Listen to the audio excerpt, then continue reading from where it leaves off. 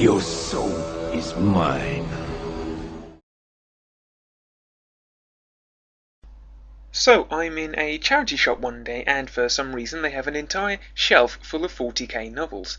Now, I had a fair chunk of them, so I yoinked the ones I didn't, and Soul Drinker was amongst them.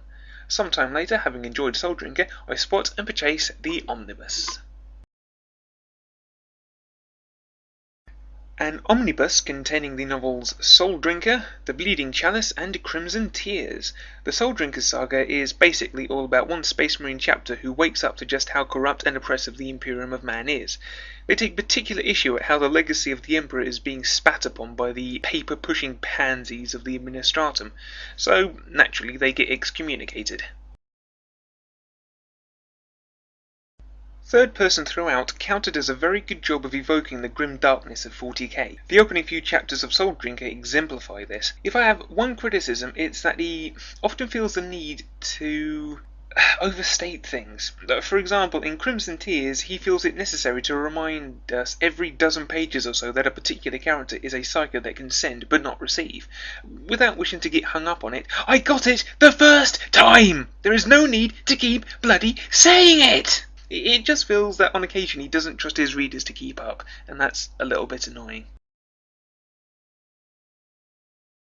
After so many novels where the Imperium has ostensibly been the good guys, simply by virtue of the fact that they're us, the humans, it's a nice change of pace for it to be the bad guy as opposed to the bad guy simply through perspective. As the Soul Drinkers come to realise the brutal hypocrisy they once fought to defend, so too do we get to see a truer face of the Imperium.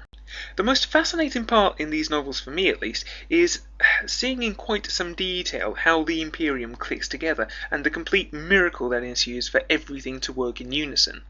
The Space Marines are answerable only to themselves, the Mechanicus gets to do basically what it likes, the Inquisition has departments within departments.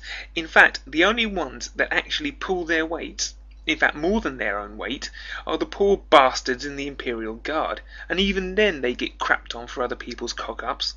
Aside from the aforementioned lack of faith in the readers, all three novels are very well written, with Crimson Tears evoking a brilliant feeling of old and new.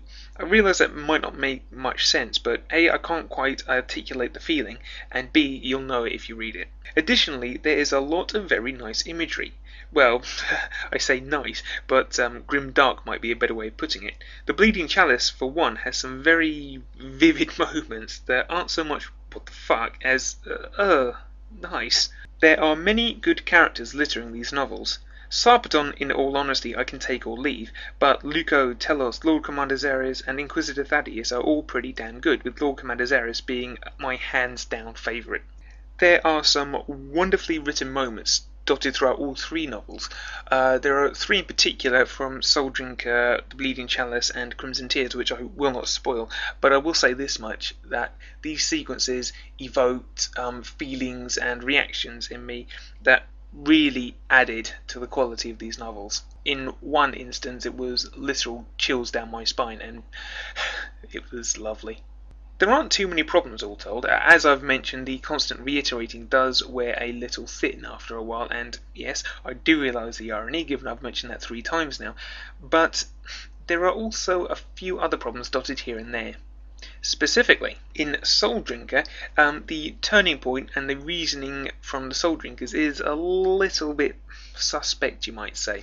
No spoilers, but I doubt anyone with a passing knowledge of 40k, i.e. it's a galaxy at war with demons and stuff, won't think, that was the Emperor's doing? Yeah, nice one, Sarpy, on the ball as always. In The Bleeding Chalice, there are certain plot moments that are quite obvious, and there's one revelation that is more than a little bit convoluted. Also, there is one subplot thread involving a tech adept that is left annoyingly unresolved.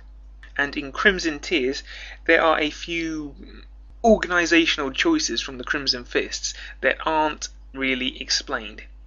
Also, certain revelations about the assembly of a relatively small Imperial Guard army make little sense in a galaxy that is constantly at war. All in all though, this is a fun read that dares to do something a little bit different in a universe that never advances.